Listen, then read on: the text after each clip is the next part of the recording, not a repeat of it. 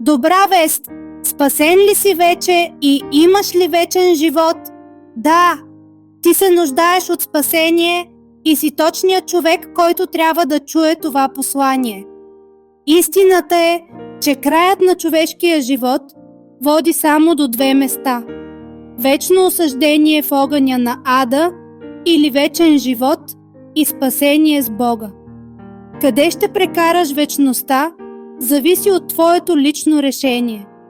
Ако избереш да бъдеш спасен и да живееш вечно с Бога на небето, има само един път. Покай се и повярвай с вяра в Господ Исус Христос. Ако днес вземеш решение да повярваш, тогава вече си приел спасението. Моля, изречи тези думи с искрено сърце. Господи Исусе, днес вярвам и те приемам като мой Господ и Спасител.